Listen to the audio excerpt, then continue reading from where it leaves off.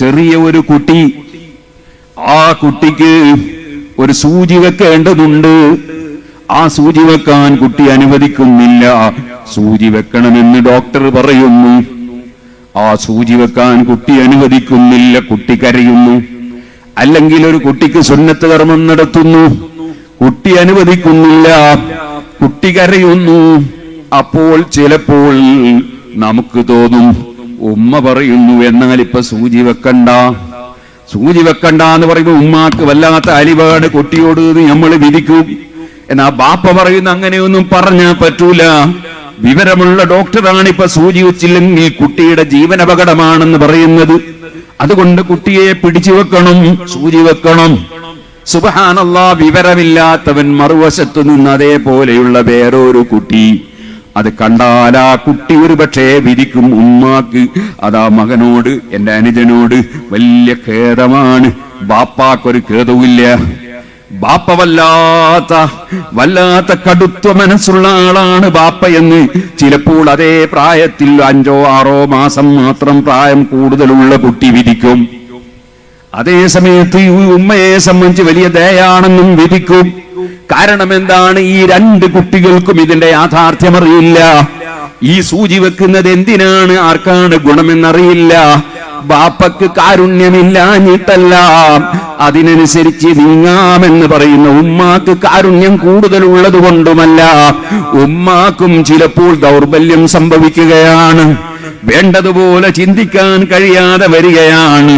സുഹൃത്തുക്കളെ, നിങ്ങൾ കാണുന്നില്ലേ, ചിലപ്പോൾ ചെറിയ കുട്ടികളെ കയ്യിൽ നിങ്ങൾ മൊബൈൽ ഫോൺ കൊടുക്കരുതെന്ന് പറഞ്ഞാൽ, സുബ്ഹാനല്ലാഹ്, അങ്ങനെ കൊടുക്കുന്ന കാരണത്താലാണ് പലപ്പോഴും 4, 5, 6, 7 ഒക്കെ വയസ്സുള്ള, ചിലപ്പോൾ 2, 3 വയസ്സുള്ള, ചിലപ്പോൾ അതാ 5, 10 വയസ്സുള്ള കുട്ടികൾക്ക് ട്യൂമറും ക്യാൻസറും ഉണ്ടാകാൻ വലിയ കാരണമാകുന്നതെന്ന് പ്രഗത്ഭരായ ഡോക്ടർമാർ, ക്യാൻസർ സെന്ററുകളിൽ നന്നായി ചികിത്സ നടത്തുന്ന ഡോക്ടർമാർ പറഞ്ഞ വിവരം. അതേ വീട്ടിലുള്ള ബാപ്പ വന്ന് പറഞ്ഞാൽ കുഞ്ഞൻ കരയുകയാണ്, നിങ്ങൾക്ക് എന്ത് പറഞ്ഞാൽ എന്താ, കരയുന്നത് കാണുന്നില്ലേ എന്ന് ചോദിക്കുന്ന വിവരം കുറഞ്ഞ ചില ഉമ്മമാരില്ലേ? എന്തേ കാരണം? ആ ഉമ്മക്ക് തൽക്കാലമുള്ള കരച്ചിലാ പ്രശ്നം. ആ ഉമ്മ ഈ ഡോക്ടർ ചിന്തിക്കുന്നത് പോലെ, ബാപ്പ ചിന്തിക്കും പോലെ, ഈ കുട്ടി ഇപ്പോൾ കരഞ്ഞാൽ ഇവിടെ ഒന്നും വരാനില്ല, അത് കുറച്ച് കരഞ്ഞങ്ങ് നിർത്തും. 2 or 3 ദിവസം കൊടുക്കാതിരുന്നാ പിന്നെ കരച്ചിലുണ്ടാകൂല. മുലകുടി മാറ്റിയത് അങ്ങനെയല്ലേ, അപ്പോഴും കരഞ്ഞിരുന്നില്ലേ? മാറ്റിയത് എങ്ങനെയാ? ശീലിപ്പിച്ചതല്ലേ. അതുപോലെ ചോദിച്ചാൽ കിട്ടൂല എന്ന് ബോധ്യപ്പെട്ടാൽ പിന്നെ ആ കുട്ടി ചോദിക്കൂല. പക്ഷെ അതുവരെ ക്ഷമിച്ചു നിൽക്കാൻ ചില ഉമ്മമാർക്ക് കഴിയൂല. അവരുടെ ദൗർബല്യമാണത്. പക്ഷേ അവരാലോചിക്കുന്നില്ല, ഞാൻ നൊന്ത് പെറ്റ കുട്ടിക്ക് ഞാൻ ഈ മൊബൈൽ കൊടുക്കുന്നതോടുകൂടി ആ കുട്ടിക്ക് ഞാൻ ക്യാൻസറാണ് സമ്പാദിച്ചു കൊടുക്കുന്നത്, ഞാൻ ട്യൂമറാണ് സമ്മാനിച്ചു കൊടുക്കുന്നത്. അത് വെറുതെയല്ല, വിവരമുള്ള ഡോക്ടർമാരാണ് പറയുന്നത്. പക്ഷേ താൽക്കാലികമായ സുഖത്തിന്റെ മുമ്പിൽ, കുട്ടിയുടെ ചിരിയും കളിയും കാണുകയെന്ന സുഖത്തിന്റെ മുന്നിൽ ഈ വലിയ വിപത്ത് മറന്നു പോകുന്നു. ഇവിടെ ബുദ്ധിയുള്ളതും ചിന്തയുള്ളതും അറിവുള്ളവരും ഡോക്ടർമാർക്കാണോ? അല്ല. പെട്ടെന്ന് ഫോൺ എടുത്തു കൊടുക്കുന്ന ഉമ്മക്കാണോ? ആ ഡോക്ടർ പറഞ്ഞതുപോലെ കൊടുക്കരുതെന്ന് പറയുന്ന ബാപ്പക്കാണോ ഉമ്മക്കാണോ? ഇവിടെ ബുദ്ധിയുണ്ടോ നിങ്ങൾക്ക്? വൽ ഫജ്രി വലയാലിൻ അശ്ർ എന്ന സൂറത്ത് അല്ലാഹു സത്യം ചെയ്ത് അവസാനം ചോദിച്ചത് തന്നെ അതേ ഈ സത്യങ്ങളിൽ ബുദ്ധിയുള്ളവർക്ക് തെളിവുണ്ടെന്നാണ് പറഞ്ഞത്. ബുദ്ധിയുള്ളവർക്ക് ചിന്തിക്കാനുണ്ടെന്നാണ് പറഞ്ഞത്. ബുദ്ധി എന്ന് പറയുന്നത് ഒരു മനുഷ്യന്റെ ശരീരത്തിലെ ക്യാപ്റ്റനാണ്. ശരീരത്തിലെ ഏത് പ്രവൃത്തികളെയും നിയന്ത്രിക്കുന്ന ക്യാപ്റ്റനാണ് ബുദ്ധി. ബുദ്ധിക്ക് വലിയ പവറാ. മർബുൻ അബ്ദുൽ അസീസ് റളിയല്ലാഹു അൻഹുവിന്റെ മുന്നിൽ കുറച്ച് ചെറുപ്പക്കാർ വന്നു, കുറച്ച് വയസ്സന്മാരുണ്ട്. അപ്പൊ ഒരു ചെറുപ്പക്കാരൻ സംസാരം തുടങ്ങി. മർബുൻ അബ്ദുൽ അസീസ് റളിയല്ലാഹു അൻഹു പറഞ്ഞു, മോനെ, വയസ്സുള്ള ആളുകൾക്ക് ഉണ്ട് ഇവിടെ, അവർക്ക് പറയട്ടെ. ഈ ചെറുപ്പക്കാരൻ നല്ല നല്ല നല്ല കൃത്യമായി ന്യായ പറയുന്നു കേട്ടോ, അല്ലാതെ വെറും വായാടിത്തം പറയല്ല, ന്യായ പറയും. അപ്പൊ ഈ ചെറുപ്പക്കാരൻ പറഞ്ഞു, നിങ്ങൾ പറഞ്ഞത് ശരി തന്നെയാണ്, വയസ്സുള്ള ആളുകൾ പറയേണ്ടത് തന്നെയാണ്, അതൊക്കെ ശരി തന്നെയാണ്. പക്ഷെ ഒരു കാര്യം ഞാൻ പറയട്ടെ, വയസ്സ് കൂടുതലുള്ളതിനനുസരിച്ചാണ് വിഷയം നടക്കുന്നതെങ്കിൽ ഈ രാജ്യം ഭരിക്കുന്നത് നിങ്ങളാണ്. നിങ്ങളെക്കാൾ വയസ്സുള്ള ഒരുപാട് ആളുകൂടെ ഉണ്ട് ഇപ്പോൾ. നിങ്ങളെക്കാൾ വയസ്സ് കുറെ കൂടുതലുള്ളവർ ഇവിടുത്തെ കാര്യങ്ങളൊക്കെ നിയന്ത്രിക്കുന്ന ആളുകളല്ല, നിയന്ത്രിക്കുന്നത് നിങ്ങളാ. മറ്റുള്ള വയസ്സുള്ള ആളുകൾക്ക് മാറി നിന്നിട്ട് ഈ ചെറുപ്പക്കാരൻ വിഷയം പറയാണ്. അതുകൊണ്ട് നിങ്ങളിപ്പോ ഭരണം അവർക്കാർക്കും ഏൽപ്പിച്ചു കൊടുക്കാൻ പറ്റുമോ? നിങ്ങൾക്ക് വയസ്സന്മാർ കുറയുണ്ട് ഇല്ല. അവിടെ പ്രായമുള്ളത് കൊണ്ട് മാത്രം കാര്യമായില്ല, പ്രായത്തിന് ബഹുമാനുണ്ട്. പ്രായമുള്ളത് കൊണ്ട് മാത്രം ആയില്ല, അതിന്റെ കൂടെ ബുദ്ധി വേണം, വിവരം വേണം. അപ്പോഴാണ് അതിന്റെ ഫലം ലഭിക്കുന്നത്. ഉമർ ഇബ്നു അബ്ദുൽ അസീസ് റളിയല്ലാഹു അൻഹു പറഞ്ഞു, മോനെ നിന്നെപ്പോലത്തെ പറയുന്നതിന് കുഴപ്പമില്ല, പറഞ്ഞോ. എല്ലാ ചെറുപ്പക്കാരും ഒരുപോലെയല്ല.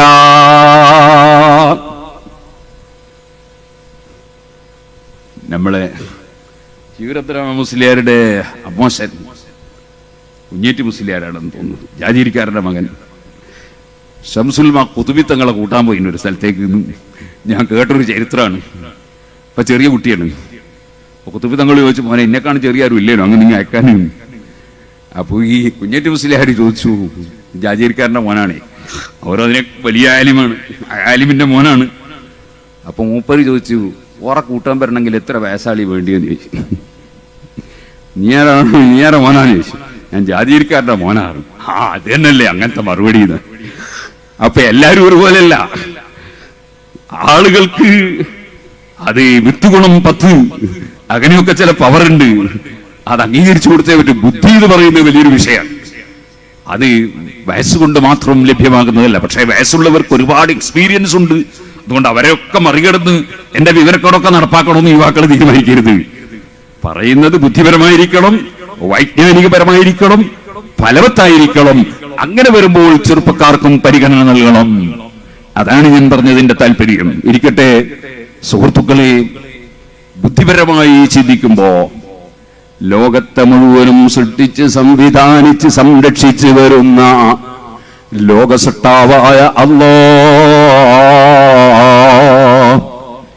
ഏത് ബുദ്ധിമാനും ബുദ്ധി കൊടുക്കുന്നവൻ അല്ലാഹുവല്ലേ, ആർക്കെന്ത് വിവരവും നൽകുന്നവൻ അല്ലാഹുവല്ലേ. ആ അല്ലാഹു തആല അവന്റെ ഹിക്മത്തുണ്ടോ നമുക്ക് മനസ്സിലാകുന്നു. അല്ലാഹുവിന്റെ കാരുണ്യത്തിന്റെ ഭാഗമാണ്. ഒരാൾക്ക് വലിയ പണം കൊടുത്താൽ അവനതാ ആ പണം സദഖ ചെയ്ത് ആ പണം നല്ലതിന് ചെലവഴിച്ച് ആ പണം മുഖേന അവൻ ചിലപ്പോ സ്വർഗത്തിലേക്ക് പോകും. വേറെ ഒരാളോ അദ്ദേഹത്തിന് പണം കൊടുത്താൽ അയാൾ ധൂർത്തടിക്കും. അദ്ദേഹത്തിന് പണം കൊടുത്താൽ അയാൾ ഹറാമുകൾ ധാരാളം ചെയ്യും. അങ്ങനെ അവസാനം അവന്റെ ദീനി പൊളിഞ്ഞവൻ നരകത്തിലേക്ക് പോകും. ചോദിക്കട്ടെ, അല്ലാഹു തആല സ്വർഗത്തിൽ കടത്താനാണ് ഉദ്ദേശിച്ചതെങ്കിൽ ഈ മനുഷ്യന് പണം കൊടുക്കാതിരിക്കുന്നതല്ലേ മസ്ലഹത്ത്? അദ്ദേഹത്തിന് പണം കൊടുക്കുന്നതല്ലേ മസ്ലഹത്ത്? ഈ മസ്ലഹത്ത് നമുക്കറിയാമോ? അറിയുന്നവൻ അല്ലാഹുവല്ലേ. അതുകൊണ്ട് ഒരാളും ചിന്തിച്ചു പോകരുത്, എനിക്കെന്തെങ്കിലും പ്രയാസം വരുമ്പോ അല്ലാഹ് എന്നെ നിസ്സാരപ്പെടുത്തിയതാണെന്ന് ചിന്തിച്ചു പോകരുത്. ഒരു പക്ഷേ നിന്റെ പ്രയാസം അതിൽ ക്ഷമിച്ചുകൊണ്ട് നിനക്ക് സ്വർഗത്തിൽ കടക്കാനായിരിക്കാം. മറ്റൊരാൾക്ക് അല്ലാഹു അനുഗ്രഹം നൽകുന്നത് അതിന് ശുക്ർ ചെയ്തുകൊണ്ട് സ്വർഗത്തിൽ കടക്കാനായിരിക്കാം. നേരെ തലതിരിച്ചാണ് നിങ്ങൾ രണ്ടുപേരുമെങ്കിലോ അനുഗ്രഹം കിട്ടിയവൻ ധൂർത്തടിക്കുന്നു, ഹറാമ് ചെയ്യുന്നു, എന്തെന്നില്ലാത്ത പ്രവർത്തനങ്ങൾ നടത്തുന്നു. അതുപോലെ പണമില്ലാത്തവനും അവനിങ്ങനെ പടച്ചവനെ കുറ്റം പറഞ്ഞുകൊണ്ട് ജീവിക്കുന്നു. എന്തേ അവനെ പോലെ എന്നെ ആക്കാതിരുന്നത്? ഞങ്ങൾ രണ്ടും ഒരേ ബാപ്പയുടെ മക്കളല്ലേ, ഒരേ തറവാട്ടിൽ ജനിച്ചതല്ലേ, ഒരേ ദിവസം വിസ എടുത്തതല്ലേ, ഒരു കഫീലിന്റെ കീഴിൽ ഒന്നിച്ച് പണി തുടങ്ങിയതല്ലേ. എന്തേ അയാൾ ഇത്ര വലിയ പണക്കാരനായത്?